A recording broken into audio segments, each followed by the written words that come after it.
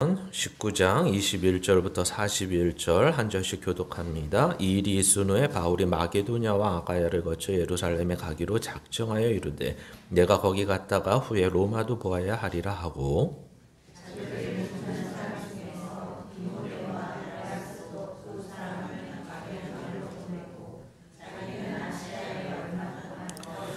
그때쯤 되어 이 도로 말미암아 적지 않은 소동이 있었으니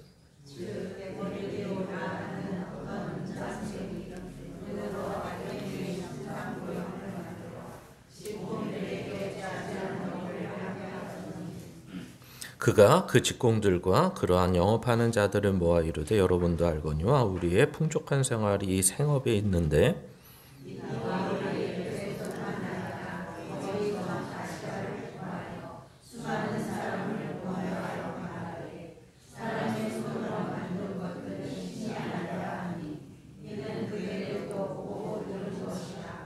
우리의 이 영업이 천하여질 위험이 있을 뿐 아니라 큰 여신 아데미의 신전도 무시당하게 되고 온 아시아와 천하가 위하는 그의 위엄도 떨어질까 하노라 하더라.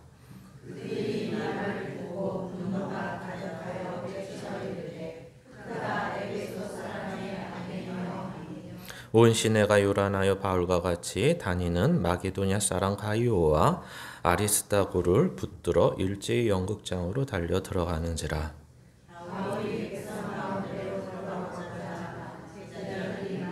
또 아시아 관리 중에 바울의 친구된 어떤 이들이 그에게 통제하여 연극장에 들어가지 말라 권하더라.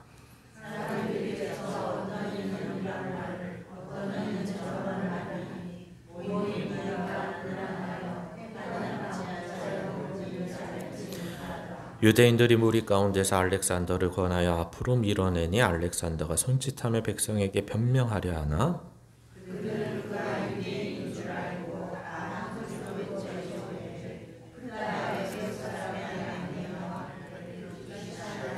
서기장이 무리를 진정시키고 이르되 에베소 사람들아 에베소 시가 큰 아데미와 제우스에게 내려온 우상의 신전지기가 된 줄을 누가 알지 못하겠느냐.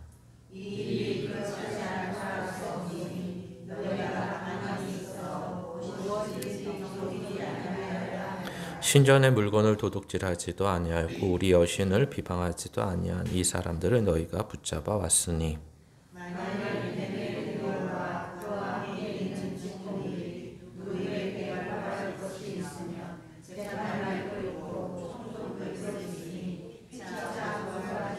만일 그 외에 무엇을 원하면 정식으로 민회에서 결정할지라.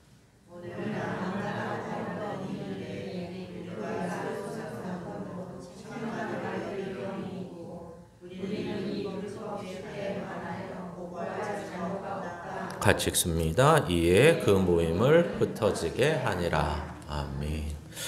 예, 이제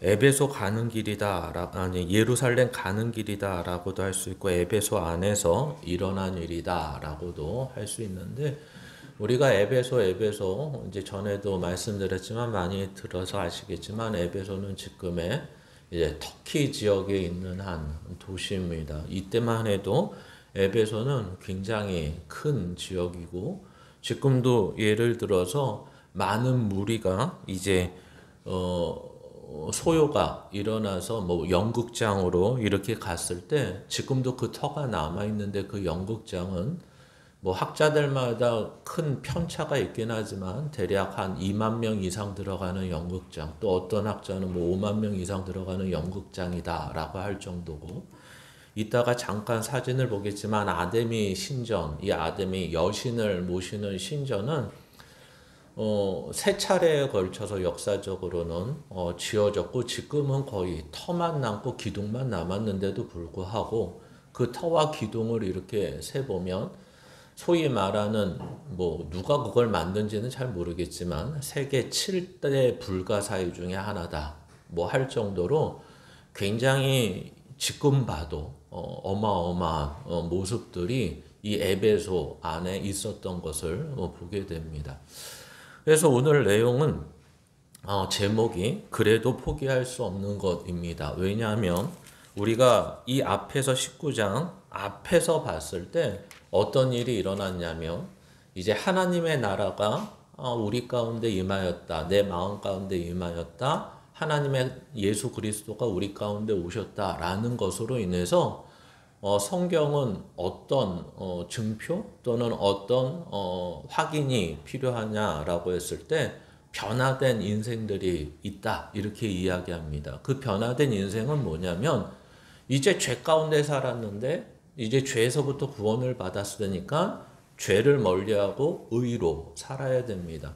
그래서 그 죄를 멀리하는 것 중에 하나가 바로 이제 자기네들이 주인이 된다거나 아니면 하나님 아닌 다른 신을 섬긴다고 하는 것. 여기서 말이 다른 신이지 실제 알고 봤더니 다른 신이라는 건 없죠. 원래 신은 오직 하나님 한 분밖에 없습니다. 이제 그러한 것들을 믿었다라기보다도 이제 에베소 전역에 걸쳐서 알게 됐고 또 이 시대에 유행했던 것이 이제 마술이 유행했다고 앞에서 얘기하지만 실제 마술이라는 것은 점치는 것, 무당이 하는 것, 그래서 예언하는 것, 뭐 이런 일들입니다. 그래서 이런 일들이 이제 에베소 안에서 그거는 우상에게 하는 것, 잘못된 신에게 하는 거니까 이제는 하지 않고 오직 예수, 하나님만이 신이다라는 것을 높이게 됩니다. 그래서 어떤 일이 일어나냐면 유대인들 중에서도 하나님만을 믿어야 되는데 그렇지 않고 시대, 시류에 따라 무당이 되어서 이렇게 점치는 유대인들도 있었고 또 그 시대에 이러한 것이 너무나 퍼져 있다 보니까 그 시대 사람들은 마치 마술책을 한 권씩 다 가지고 있는 것처럼 돼 있는 거죠. 그래서 어떤 일이 벌어지냐면 심지어 50억 이상의 책을 불태우는 일까지 일어납니다. 그러니까 에베소 안에서는 굉장한 일이 벌어진 거죠. 지금도 50억 이상의 책을 뭐 한 권에 2만 원씩의 책만 해서 50억이 되려면 뭐 2만 5천 권 정도? 뭐 이렇게 필요할 텐데 그 책을 불사르고 있다 그러면 뭐 그게 하루아침에 탈 것도 아니고 어마어마한 에베소 안에서는 이슈가 됐었고 막 예수를 믿는 사람 입장에서도 막 이렇게 흥분이 됐을 것입니다. 우와, 이제 에베소가 하나님의 나라가 되겠다. 이제 에베소라는 동네는 예수 그리스도를 믿는 자들로 가득 차겠다. 이렇게 생각이 되는 거죠. 그래서 오늘 본문을 생각하실 때 이러한 분위기 속에서 그래도 뭐죠? 제목이 앞에 보여주시면 포기할 수 없는 것입니다. 이게 좋은 뜻일까요? 나쁘신 뜻일까요? 금방 앞에 말씀드린 것처럼 우와, 이제는 마술책도 다, 점치는 책도 다 불사르고 이제 사람들도 예수만이 영광받아야 된다고 높이고 안 믿는 사람들도 이제 우상은 없고 하나님만이 신이라는 걸 대부분 인식하고 있다면 그러면 답은 한 가지 아닙니까? 이제는 하나님만 믿겠습니다로 달려와야 되는데 세상은 그렇게 녹록지 않다. 여기서 녹록지 않다라는 것은 그래도 내가 살려면 그거 가지고 안 된다. 뭐 가지고 안 돼요? 예수 믿는 것. 예수로만은 난 못 살겠다. 이래서 제목이 그래도 포기할 수 없는 것입니다. 그래서 오늘 말씀을 생각할 때 믿은 후에 포기한 것이 뭐가 있나 한번 생각해 보시기 바랍니다. 성경은 원래 포기라는 말을 하지 않습니다. 포기라는 건 내가 좋은 것이 있고 내가 하고 싶은 것이 있는데 어떤 것 상황이나 어떤 다른 사람이나 관계나 여러 가지 때문에 하지 않는 것을 포기라고 합니다. 그러니까 꿈이 있는데 옛날식으로 말하면 나는 연예인이 되고 싶은데 연예인의 재능도 있는데 집에서 반대를 해서 그 꿈을 포기했다. 이렇게 말하는 거죠. 그러나 부모 입장에서 보면 그걸 포기했다라고 봅니까? 아니면 더 바른 대로 인도했다고 생각합니까? 더 바른 대로 인도했다고 생각할 겁니다. 그러니까 입장차가 있는 거죠. 하나님의 입장, 우리 믿는 자들의 원래 입장은 죄된 곳에서 살고 죄밖에 모르고 욕심대로 살고 내가 주인이었다가 이제는 의에 대해서 알고 진리에 대해서 알고 영원에 대해서 알고 생명에 대해서 알게 됐다면 당연히 이걸 놓고 이것을 선택하는 것이 포기라고 말할 수 없죠. 이게 정당한 것입니다. 맛있는 라면을 먹는다 해서 건강해지지 않고 건강이 악화됩니다. 그러면 엄마가 야, 밥을 먹어라. 집에서 하는 밥을 먹어라 그러면 애가 라면을 포기하고 밥을 먹는 겁니까? 이 맛있는 게 있는데 그걸 포기라고 얘기하지 않습니다. 근데 우리는 자꾸만 우리의 생각 속에서 야, 이렇게 재미있는 게 있는데 이렇게 좋은 게 있는데 이런 걸 내가 이때까지 해왔는데 예수 믿으니까 하지 말아야 되다니. 야, 이거는 힘든데? 이거는 원래 말이 안 되는데 세상에서는 참 재밌게 말이 안 되는 일이 말이 되는 경우가 참 많이 있습니다. 그래서 오늘 본문을 이제 보시면 시작은 이렇게 됩니다. 이제 사도 바울이 뜬금없이 자기의 이제 계획, 오늘 성경에는 작정이라는 말로 씁니다. 이제 내가 앞으로 몇 년이 될지 모르겠지만 이제 시작을 하겠다는 거죠. 3차 선교 여행을. 그래서 이미 유럽 쪽에, 지금으로 말하면 대부분 그리스 쪽에 마게도냐라는 윗지방, 밑지방은 이제 아가야라는 밑지방. 이게 그 시대의 유럽을 표현하는 이제 단어들입니다. 그래서 거기를 쭉 돌고 나서 다시 이제 예루살렘으로 이제 본부로 돌아가고 이제 본부를 지나쳐서 애초 자기가 목표했던 로마로 가겠다라는 것입니다. 그래서 에베소에서 대략 2년 좀 넘게 있었던 것 같은데 총 3차 전도 여행은 대충 6년 정도를 하게 되고 이제 예루살렘 거치고 로마로 가면 이 로마라는 데가 알고 봤더니 선교 계획의 마지막이었는데 알고 봤더니 거기는 그 마지막이 단순히 바울이 선교를 열심히 하다 잘 마치고 은퇴했다가 아니라 거기에서 순교하는 곳이 됩니다.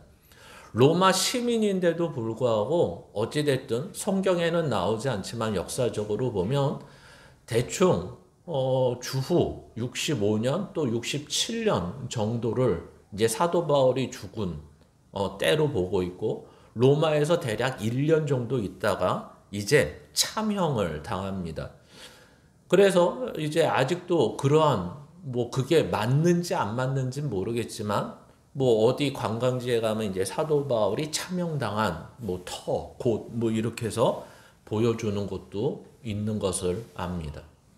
그래서 오늘 계획은 당연히 바울의 선교 계획이고 로마로 가서 이제 죽는 얘기로 이제 순교하는 얘기로 끝나는 전체적인 얘기를 하면서 이러한 계획, 이러한 작정, 이러한 것들이 어떻게 이루어졌냐라고 했을 때 오늘 본문은 21절과 22절에 한국 성경은 이제 그것을 생략해 버렸습니다. 그래서 원래 헬라어 원문을 보면 성령 안에서 이렇게 작정했다 이렇게 써 있습니다.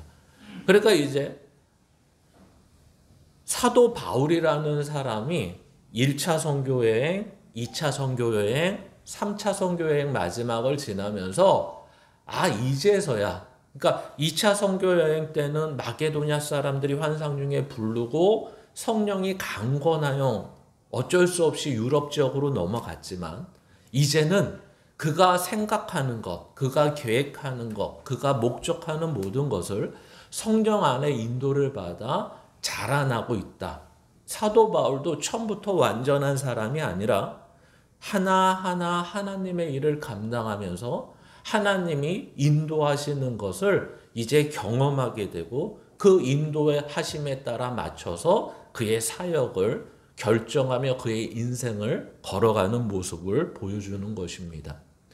그래서 이렇게 성령 안에서 작정하며 가는 인생 속에서 우리는 이제 오늘 봐야 되는 이 에베소 안에 아뎀이라는 여신으로 인해서 일어나는 일이 발생하는 것입니다. 오늘 두 번째 얘기가 바로 포기하지 않는 우상입니다. 이제는 아까 이미 언급한 대로 이 앞에 얘기가 이제는 점치는 거 하지 말자. 그 점치는 책도 다 불살라 버리자. 그래서 대대적으로 불살라 버리고 야, 이제는 신은 하나님밖에 없다. 그리고 하나님의 아들이신 구원자 예수 그리스도를 높이는 것밖에 없다. 라고 하다 보니까 이미 그 안에서 아까 아데미 여신을 섬기던 사람들 중에 단순히 섬기는 것이 아니라 거기에 대한 부차적인 장사꾼들이 있었던 거죠. 그래서 우리가 예를 들면 이런 거예요.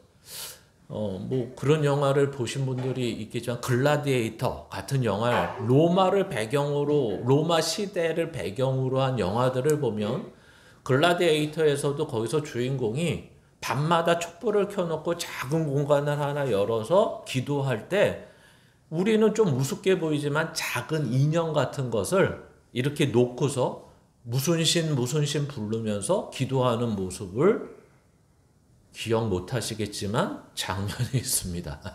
그런 장면이. 이게 뭐냐면 오늘 은장색이라고 말하는 대부분 데메드리오라는 요즘으로 말하면 은장색 조합장 정도 되겠죠.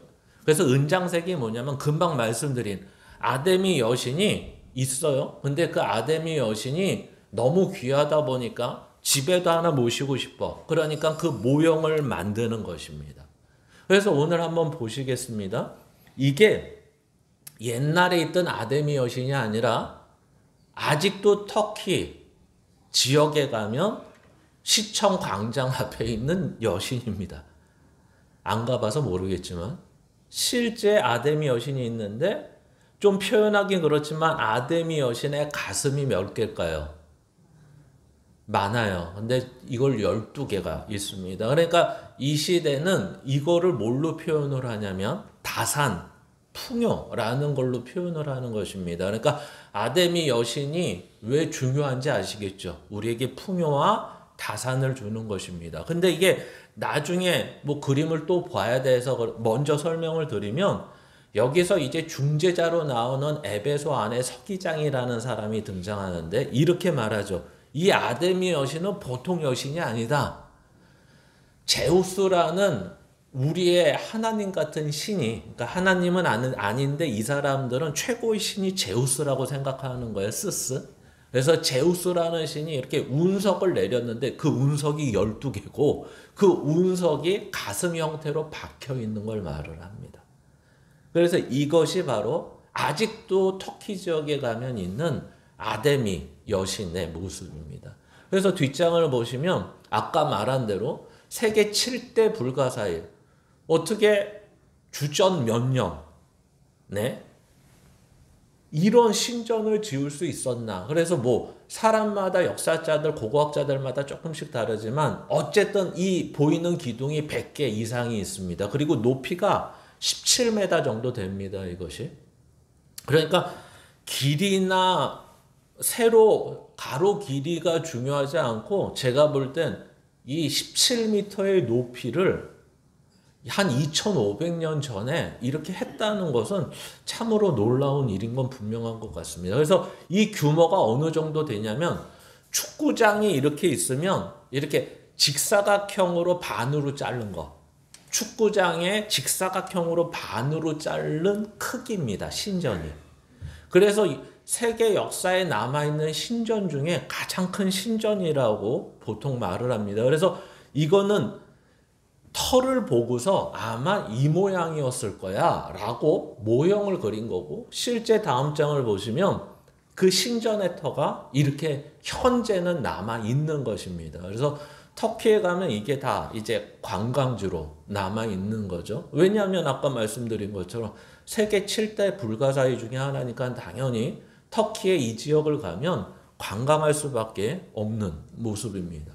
그러니까 이렇게 실제로 눈으로 봤을 때 없는 얘기를 하는 것이 아니라 굳이 사진으로 말씀드리는 이유는 실제 그때도 있었고 2000년 전에도 있었고 2000년이 지난 지금도 터키 지역의 에베소라는 지역에 가면 아직도 있는 모습들을 봤을 때 와, 그때는 이 모형을 만들어서 장사해서 밥 먹으러 먹고 지금은 관광지로 밥 먹으러 먹고 이런 것입니다. 그러니까 사람들은 절대 이것을 포기할 수 없는 거죠. 근데 바울이라는 사람이 등장해서 그런 앞에서 이미 언급한 대로 다 거짓말이고 가짜고 의미가 없다라는 말로 이미 사람들의 인식에 딱 박혀버렸어요. 그러니까 아데미 여신의 모형이 팔릴까요? 안 팔릴까요? 당연히 안 팔립니다. 매출이 하루하루 뚝뚝 떨어져요. 그러니까 원래는 요즘 같으면 어떻게 해야 될까요? 내가 만드는 제조업 공장에서 뭘 만드는데 매출이 뚝뚝 떨어져. 그러면 어떻게 해야 돼요? 새로운 걸로 바꿔서 해야 되는데 이 사람들은 그럴 생각이 없어요. 이거는 생각을 다시 한번 바꿔야 된다는 거죠. 그러면서 어떻게 해요? 소요를 이제 그 조합원들 소위 말해서 거기에 관련된 사람들을 모으기 시작합니다. 그래서 요즘 같은 말하면 뭐 민노총 한노총 이러는 것처럼 거기에 조합장이 서고 거기에 데모드리오라는 사람이 앞선 선동자가 되어서 이제 우리는 이것을 만들어 사는 사람들인데 이 바울 때문에 타격을 받았습니다. 근데 단순히 이렇게 선동을 하는 거죠. 내가 지금 이걸 만들어서 파는 걸로 먹고 사는 것 때문에 그런 게 아니라는 거죠. 뭐라고 이유를 하나 더 붙이죠? 우리의 아데미 여신이 위축을 당하고 무시를 당하고 조롱을 당하고 옛날에 그 위험이 없어지는 것은 바로 에베소의 수치입니다. 딱 이렇게 얘기하는 거예요. 그러니까 데모드리오 같은 사람은 굉장한 선동가죠. 어떻게 보면 요즘식으로 말하면. 원래는 마음속에 성경에도 뭐라고 써 있어요? 자기의 수입이 줄어들어. 어떻게 할까 하다가 어떻게 해요? 수입 얘기는 쪽 입에서 빼버리고 입에 뭐가 붙어서 나가냐면 이제 당신들의 이 에베소의 예를 들어 수호신, 이 에베소를 잘 살게 한 신, 이 에베소의 위험, 이 에베소의 어떤 자긍심, 그러면 보십시오. 이 신전 아닙니까? 이 아데미 여신이 이때까지 애를 쓰고 그 위험으로 살았는데 어떻게 이럴 수 있습니까? 우리는 이 여신의 위상을 추락시키면 안 됩니다 하면서 대대적으로 선동을 하는 거예요. 그러면서 이제 그들의 허망한 모습들을 보게 됩니다. 사람들은 소요가 일어나니까 처음에는 뭐 100명, 200명이 모여서 그랬는지 몇 명이 모여서 그랬는지 모르지만 적어도 몇백 명은 그 조합에 관련된 사람들이 모여서 으쌰으쌰 하다가 이것이 그냥 어떤 앞에서 자기네 회사 앞에서 한 걸로 끝나지 않고 이제 밀려 가다 보니까 그 밀려가는 상태 속에서 숫자가 무리가 붙기 시작을 합니다. 그래서 어디까지 가게 되죠? 중앙극장, 연극장까지 가게 되는 겁니다. 그러니까 아마도 그 연극장을 얘기한 것은 금방 앞에서 얘기한 것처럼 적어도 2만 명 이상 최소 들어가는 연극장이 그 시대에 있었다고 하니까 최소 10,000명, 2만 명은 어떻게 됐는지 급작스럽게 빨리 모였던 것 같습니다. 그러면서 이 데모드리오라는 사람은 바울을 잡아다가 이제 이 바울이 우리의 여신의 어떤 위상을 실축시키고 있고 우리 에베소의 자긍심을 실축시키고 있으니까 이것을 다시 되살리기 위해서는 바울이라는 사람을 빨리 처리를 해야겠다라고 생각했는데 실제 바울은 요즘 이런 말씀 체포되지 않았습니다. 그렇죠? 바울은 체포되지 않고 누구만 체포되죠? 그의 제자 가이오와 또 한 사람 아리스다고가 이제 체포가 됩니다. 그래서 이제 끌고 오는 거죠. 그 연극장 안에 중간에 세웠는데 이제 재밌는 일이 일어나는 것입니다. 분명히 몇천 명이 모였는지 10,000명, 2만 명이 모였는지 그때만 해도 뭐 몇천 명만 모여도 어마어마한 숫자인데 이 많은 숫자가 중간에서부터는 군중 심리로 모이다 보니까 왜 모였는지 모르는 거예요. 왜 모였는지. 처음에는 데모드리오라는 조합장이 설명을 다 하죠, 앞에서. 근데 그 설명을 들은 사람은 관계자들밖에 없는 것이고 이제 군중들이 연극장에 모였을 때는 다들 분분한 거예요. 오늘 성경이 얘기하듯이 야 여기 왜 모였어? 그러면 누구는 아데미 여신 축제 때문에 준비하느라 모였나 봐. 누구는 제대로 알고 야 바울이 저번 때 그거 해가지고 열받은 세공업자들이 난리를 치나 봐. 또 누구는 뭐 때문에 떡 주나 봐. 누구는 뭐 때문에. 이렇게 분분한 가운데 있는 것입니다. 근데 이제 재밌는 얘기가 하나 나오죠. 갑자기 뜬금없이 유대인이 등장하기 시작합니다. 그래서 33절에 보면 유대인들이 무리 가운데서 알렉산더를 권하여 이렇게 되는 거죠.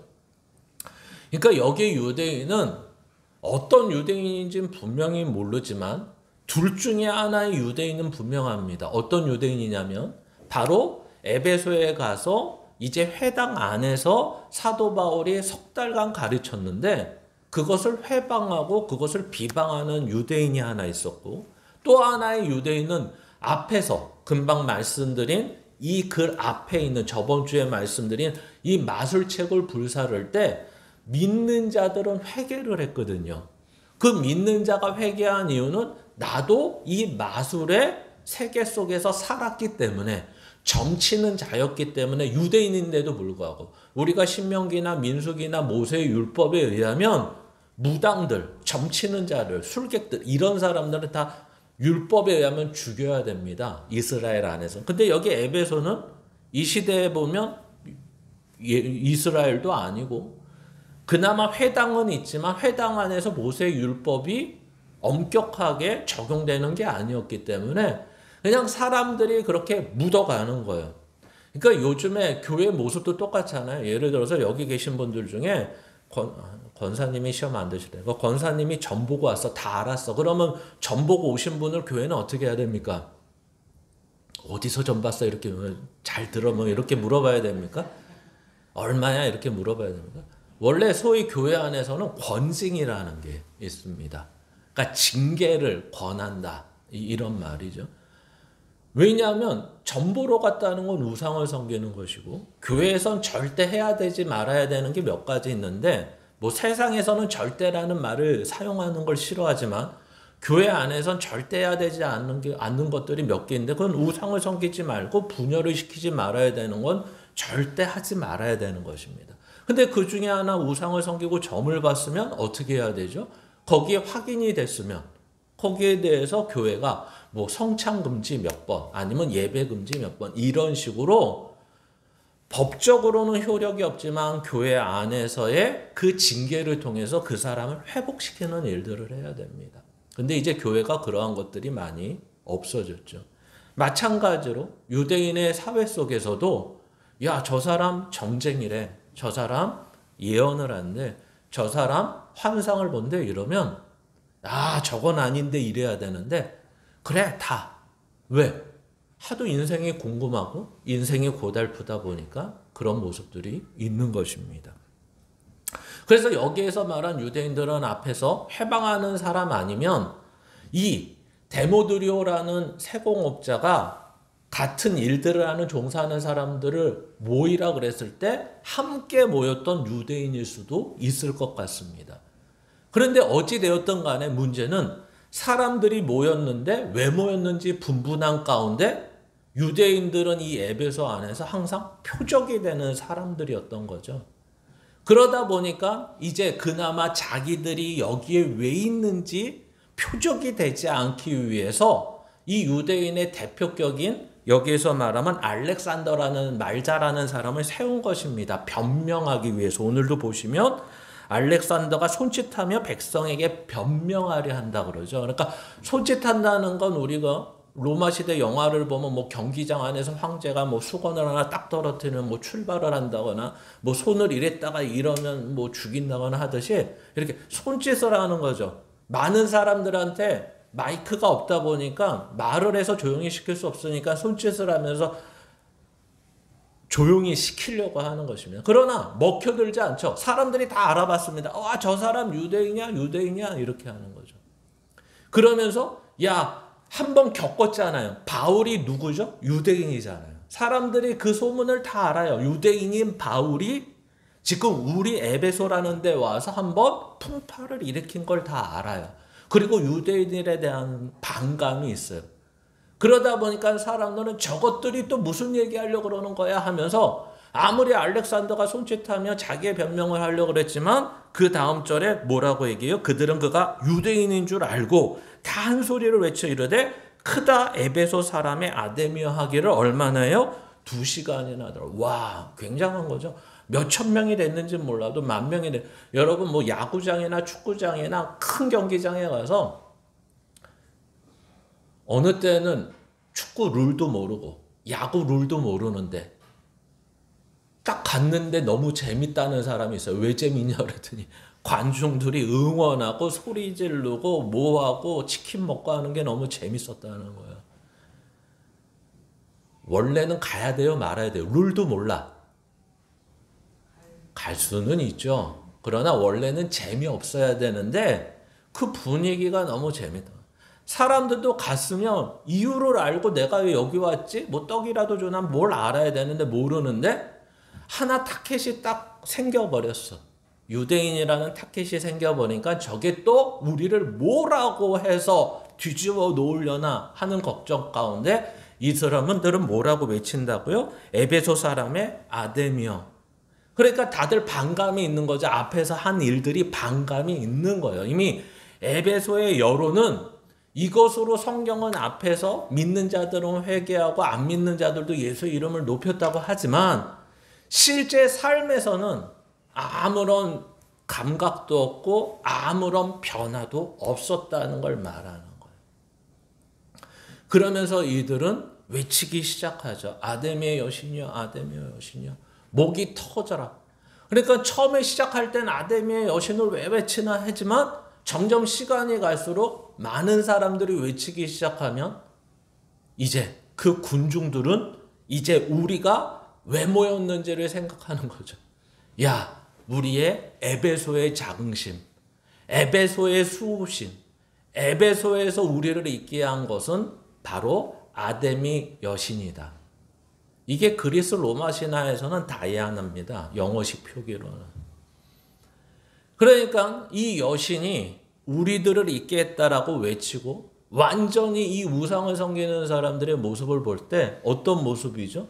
광적인 모습, 분노의 모습. 거기에서 함께한 유대인들도 이제는 더 이상 변명할 수 있는 광적인 모습으로 가는 거죠.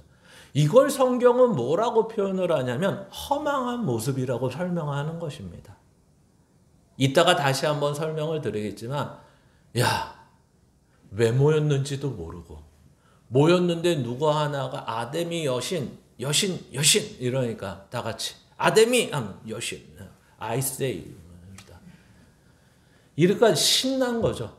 왜 모였는지 모르는데 연극장 안에서 막 몇만 명이 우렁차게 그 얘기를 하기 시작하는 겁니다.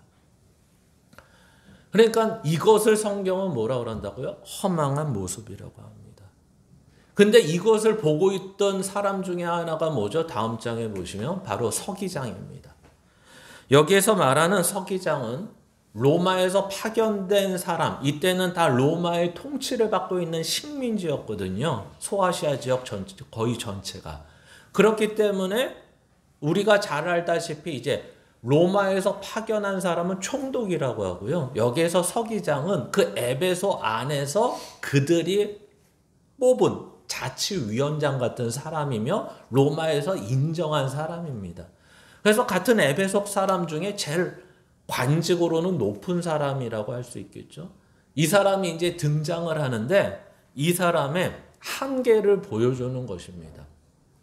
여러분, 우리는 이제 우리의 눈으로 봤을 때 어떻게 보여야 되냐면 진리 아니면 진리가 아닌 것, 죄 아니면 의, 영원한 것, 썩어질 것, 이렇게 봐야 돼요.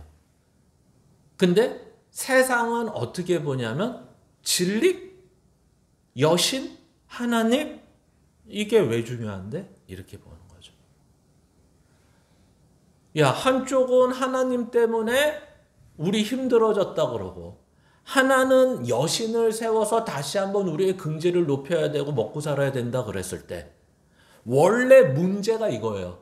하나님을 섬길 것이냐, 계속 에베소는 여신을 섬길 것이냐. 지금 이것 때문에 분쟁이 원래는 일어나야 되는데 이 부분은 쓱 감춰버리죠.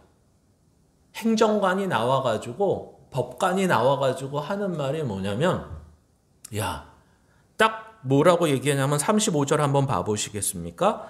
서기장이 무리를 진정시키고 이르되 에베소 사람들아, 에베소 시가 큰 아데미와 제우스에게서 내려온 우상의 신전지기가 된 줄 누가 알지 못하겠느냐. 우와, 딱 이렇게 얘기하는 거예요. 마치 우리나라 같은 경우를 보면 안동에서 마치 하나님이 신이라고 딱 돼서 안동에 있던 유교, 안동에 있던 토속신앙이 다 불태워 버렸어요. 근데 사람들이 여기서처럼 그걸로 안동의 옛것을 가지고 관광지로 삼아서 먹고 살았는데 이제 먹고 살기 힘드니까 소요가 일어났는데 마침 안동시장이 딱 내려와서 이런 거예요. 언제부터 안동이 하나님의 땅입니까? 여기는 역사적으로 양반의 땅이고 안동은 뭐가 유명하고 저 천하대장군과 여장군이 이 안동을 지켜주고 있으며 딱 이렇게 시작을 하는 거죠. 그러니까 그러면 이 서기장이라는 사람도 아데미 여신을 막 믿어서 이 얘기를 할까요? 그러지 않아요. 왜 이렇게 하죠? 지금 온 사람들을 진정시키기 위해서 이 얘기를 하는 거예요.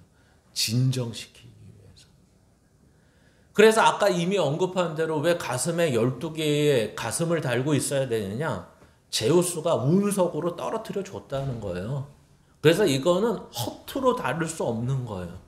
그래서 이 사람들의 생각에 바울의 하나님은 예수 그리스도를 설명하지만 이들이 말하는 하나님은 제우스인 거예요. 제우스. 이 제우스로 인해서 점찍어 받아서 에베소에게 제우스가 특별히 내려준 신이 바로 이 아데미 여신인 거예요. 우리 다 알고 있지 않느냐? 우리 다 알고 있다. 다 아시죠? 그랬더니 이제 자기네 편이 온 거잖아요. 이제 잠잠해지기 시작했습니다. 그러면서 이제 뭐라고 얘기하죠? 당신들이 지금 하는 일은 법적 절차에 따라서 행해져야 됩니다. 그러니까 모세의 율법, 하나님의 진리 이런 거 필요 없습니다. 이렇게 얘기하는 거예요. 그냥 세상에 법적으로 행해야 됩니다. 아니 말은 맞는데 나중에 보니까 이 말을 왜 하는 거예요? 나중에 39절 40절 보니까 40절에 이렇게 돼 있어요. 오늘 아무 까닭도 없는 일에 우리가 소요 사건으로 책망받을 위험이 있고 우리는 이 불법 집회에 관해 보고할 자료가 없다 하고 알고 봤더니 자기 출세에 문제가 생긴다는 거예요. 보십시오. 우리가 이때까지 역사적으로 조금만 보시면 이렇게 식민지가 많은 나라가 로마가 통치하는 식민지가 많을 때 그 식민지 안을 다스리는 총독이나 이 서기장급이 되는 사람들의 인사고과 평가는 뭐로 할까요? 두 개로 할 거예요. 하나는 세금을 로마에 얼마나 많이 바치고 잘 바쳤냐. 또 하나는 뭘까요? 얼마나 거기를 총독이나 서기장이 잘 다스려서 로마 중앙에서 신경 안 써도 되게 했느냐. 이걸 거예요. 근데 오늘은 두 번째 얘기죠. 만약에 이 소요 사태가 번져서 예를 들어서 에베소에서만 이게 끝나지 않고 로마가 통치하고 총독이 배치되어 있는 나라에까지 번지기 주변 나라에까지 번져서 이런 소요 사태가 계속 일어나고 나중에 무력 충돌까지 일어나면 어떻게 되는 겁니까? 그 책임이. 아마 에베소 쪽에 있는 총독과 이 서기장이 책임을 지고 옷을 벗어야 될 것 같습니다. 그러니까 자기의 출세에 문제가 되는 거죠.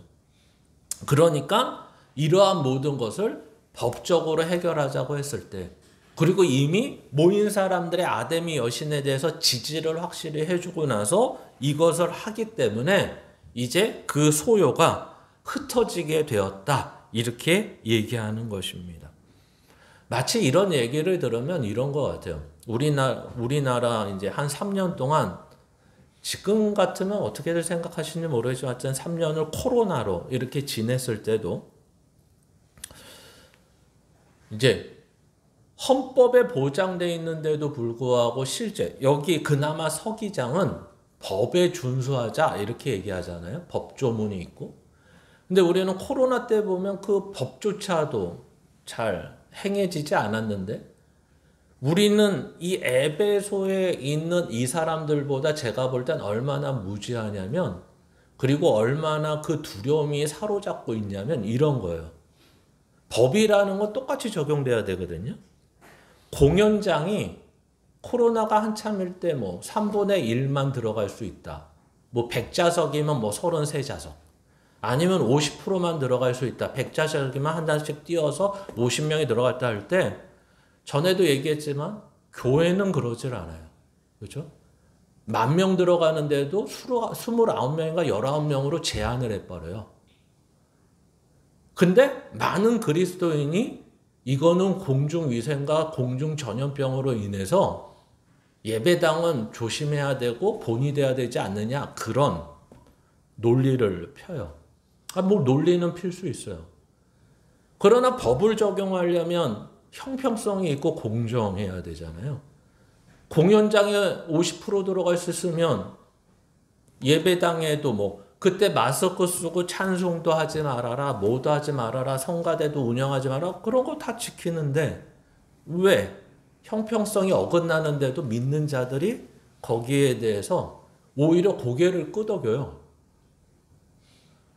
그거 보면서 야, 옛날에는 이렇게 무지한 자들도 법 앞에서는 이해하고 이성적인 어느 정도의 견제가 됐는데, 요즘은 오히려 예수 믿는 자들이 코로나를 겪어보니까 죽는 걸 더 두려워하는 것 같아요.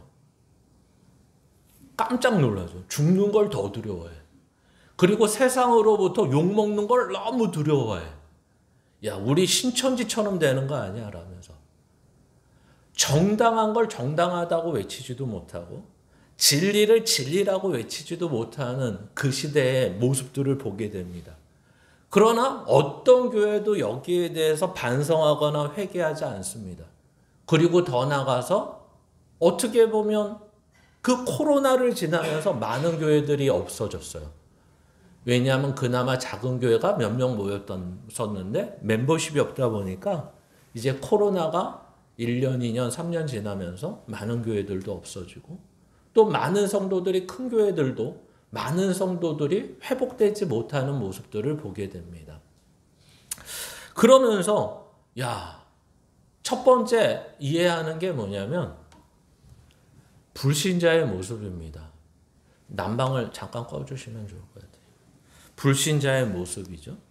한번 불신자의 모습이 어떤가 말씀으로 먼저 보겠습니다. 같이 읽습니다. 시작. 그러므로 내가 이것을 말하며 주 안에서 증언하노니 이제부터 너희는 이방인이 허망한 것으로 행함같이 행하지 말라. 그들의 총명이 어두워지고 그들 가운데 있는 무지함과 그들의 마음이 굳어짐으로 말미암아 하나님의 생명에서 떠나 있도다. 그들이 감각 없는 자가 되어 자신을 방탕에 방임하여 모든 더러운 것을 욕심으로 행하되. 아멘.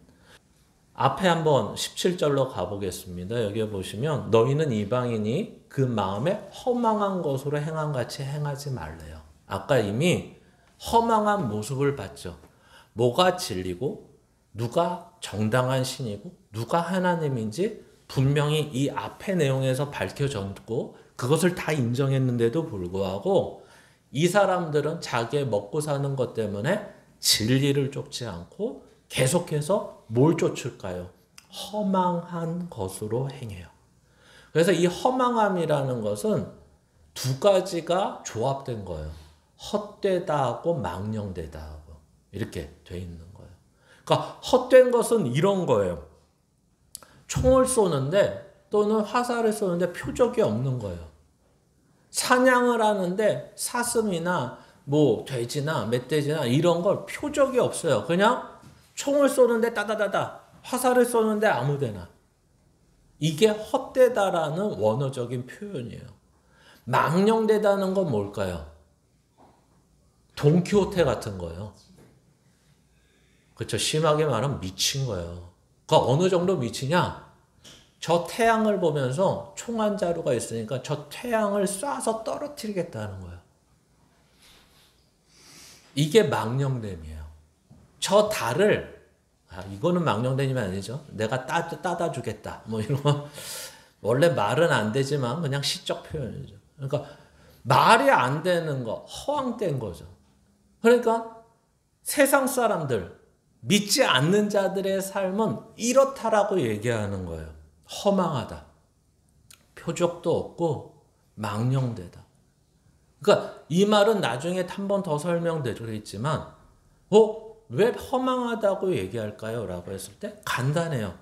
인생에 목적이 없어요. 또는 목적이 있더라도 단순해요.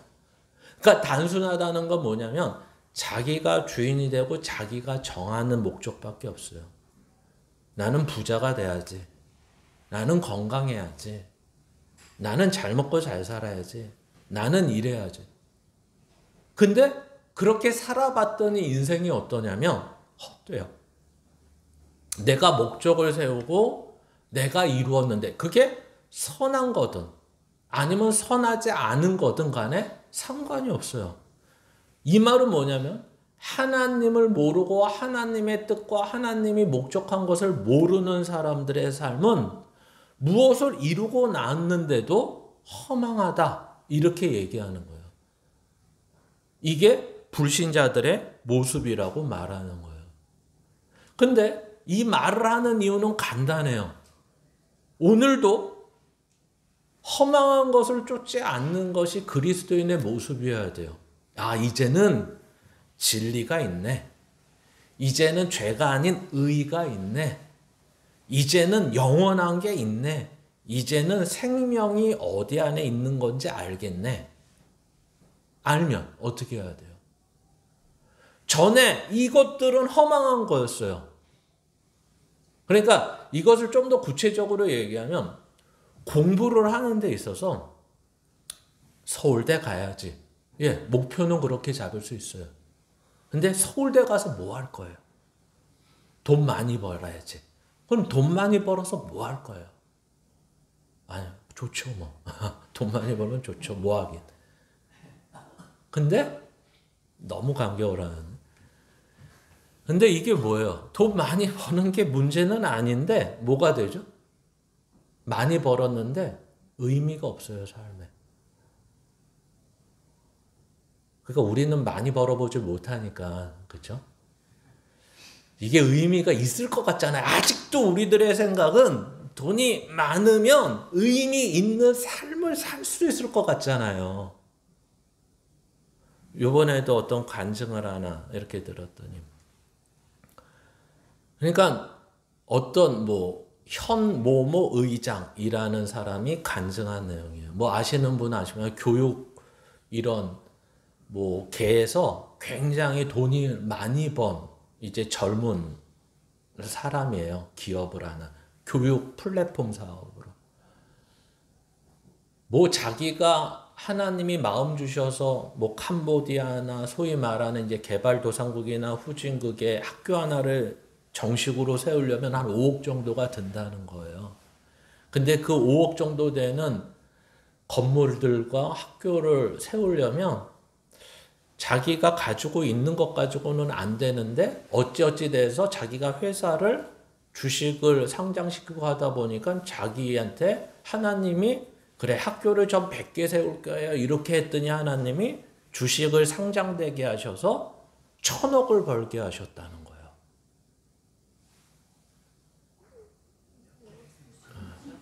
그래서 벌써 학교를 5억씩 한 10개 정도를 벌써 지어서 하고 있다. 결론은 뭐냐면 하나님이 이렇게 마음을 주셔서 크게 품고 하면 하나님이 함께 해 주셔서 가능하다. 이 얘기를 하는 거예요. 저도 한번 크게 품어볼까요? 한번 크게. 그걸 하나님이 하지 않으셨다라고 말하는 게 아니라 그렇게 하면 그거는 그들이 이런 후진국이나 개발도상국 안에서 믿음을 더하게 한다거나 예수를 믿게 하는 내용으로서 이런 원인과 또는 동기는 유발할 수 있지만 하나님이 하시는 일을 자꾸만 큰 꿈을 꿨더니 큰 돈을 주셨다로 이해를 하면 이거는 보편적이고 일반적인 진리의 내용이 될 수가 없어요. 그냥 이거는 한 사람에게 주신 특별한 거예요. 그 특별한 것을 일반적이고 보편적인 내용으로 설명을 하면 안 돼요. 그렇게 5억씩 100개의 학교를 세우면 그러면 하나님이 더 영광을 받고 하나님이 더 높아지고 하나님 믿는 자들이 많아질까요? 그 일로 말미암아? 오늘 보니까 마술책을 50억 이상의 마술책을 불사르게 하는 에베소에서의 굉장한 하나님의 역사가 일어났어요. 근데 오늘 본문을 보니까 그것으로 사람은 바뀌지 않더라. 결국 돈을 찾고 결국 자기가 주인이 되어 희생하고 헌신하며 진리 안에서 사는 것을 원하지 않더라. 이게 성경 본문이 얘기하는 거예요. 그러니까 우리도 한번 보셔야 돼요. 과연 예수를 믿어서 뭐가 좋아지기를 원하고 어떤 것을 생각하고 있냐. 내가 목적하는 것을 이렇게 하나님이 도와서 이루어 주시기를 원하냐. 아니면 하나님이 목적하신 것을 이루는데 이러한 일들이 함께 따라오는 것이냐를 생각해 보셔야 돼요. 그러면 우리는 어떻게 살아야 되냐? 나와 있는 대로 이제 허망한 것을 쫓지 말아야 돼요. 다음 장 보시면 그들의 총명이 어두워지고 그들 가운데 있는 무지함과 그들의 마음이 굳어짐으로 말미암아 어떻게 됐죠? 하나님의 생명에서 떠나 있습니다. 그리고 그들이 감각 없는 자입니다. 여기서 감각 없다는 것은 왜 이렇게 총명에서 어두워지고 무감각하고 허망한 삶을 사느냐? 하나님을 몰라서 그렇다. 그래서 자신을 어떻게 놔둬버려요? 방탕의 방임이에요. 그래서 방탕이라는 것은 돈을 막 쓰고 다닌다가 아니라 헛되게 소비하다예요. 소비하다. 헛되게 소비하다.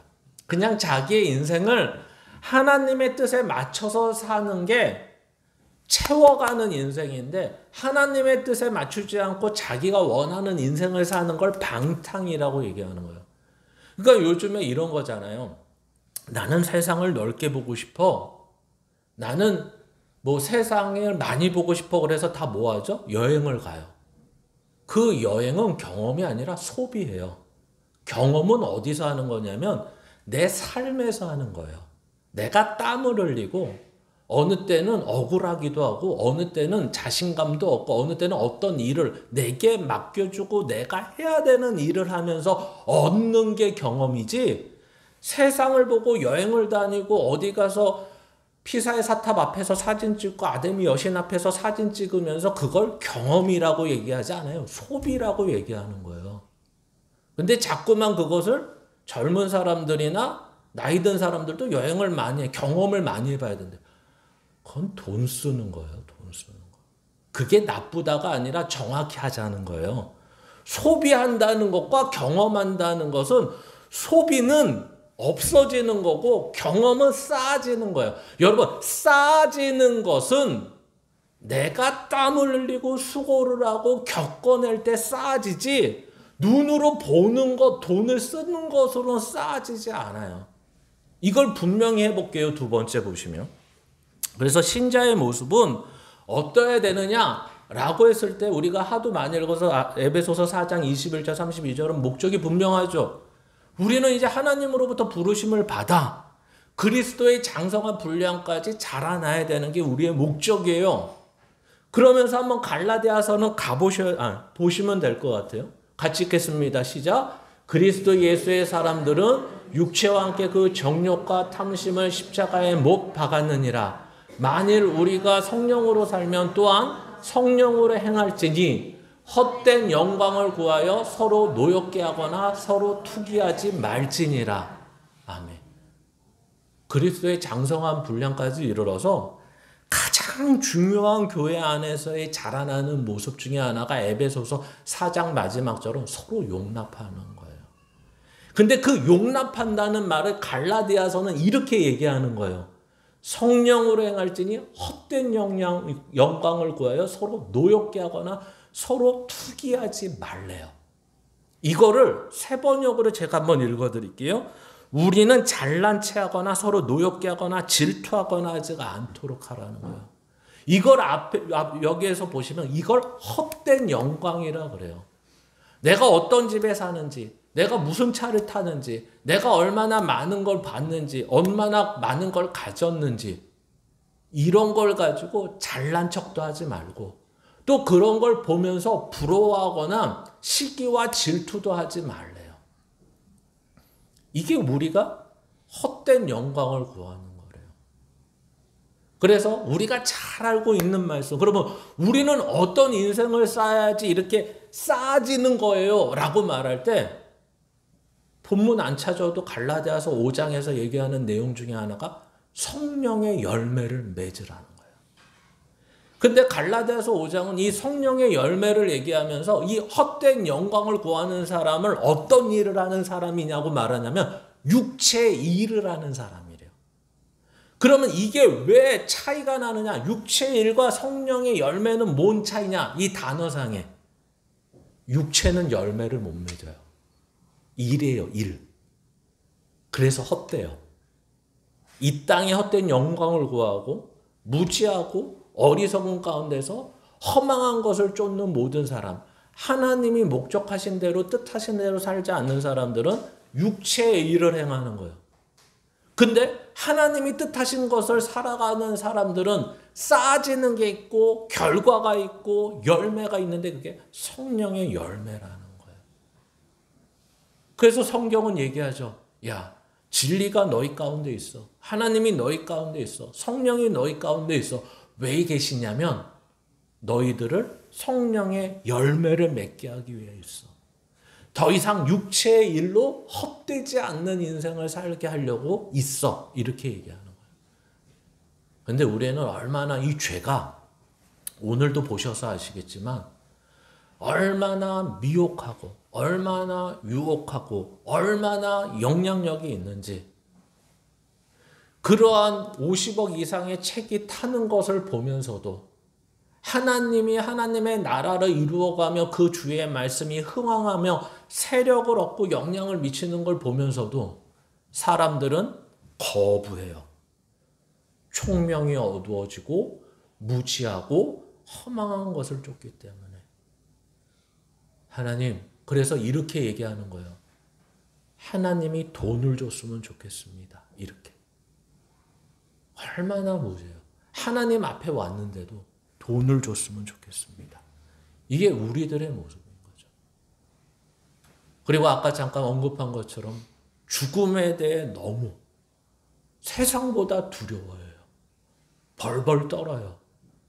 그런 사람이 어떻게 세상을 이겨요? 심지어 허망한 것을 위해서도 사람들은 떼지어 나가서 2시간 동안 부르짖어요. 아데미의 여신이여, 아데미의 여신이여. 그러면 그쪽에 옆에 진리의 사람들은, 하나님의 사람들은 뭐 어저께 광주에서 하듯이 뭐 해야 돼요? 예수 그리스도 저 조그만 한켠에 가서라도 부르짖고 죽음을 각오하고 외쳐야 될 거 아니에요. 근데 죄 힘이 얼마나 세상에서 큰지를 보여주는 모습이 뭐예요? 바울이 거기를 못 가요. 3차 선교여행까지 하고 그 위대하다는 우리가 생각한 바울이 제자들의 만류와 친구의 만류가 있어서 안 갔다고 못 갔다고는 하지만 그 자리에 가서 예수를 이젠 외치지 못해요. 성경은 말하는 거예요. 야, 이 세상에서 믿음을 갖고 있냐? 죄가 얼마나 우리를 무섭게 공격하는지 알고 있냐? 그 안에서 너희는 믿음으로 사는 걸 배워야 된다. 그 안에서 너희는 하나님과 함께하며 열매 맺는 인생을 살아야 된다. 너희를 부른 이유는 이 땅에서는 허망한 인생을 살지 않게 하기 위해서 불렀다. 그것을 안다면 그 자리에서 예수를 외치지 못하지만 너희는 최소한 예수로 사는 것을 너의 삶에서 보여야 된다. 오늘도 저와 여러분의 삶에서 그 예수로 사는 모습이 항상 있기를 주의 이름으로 축원합니다.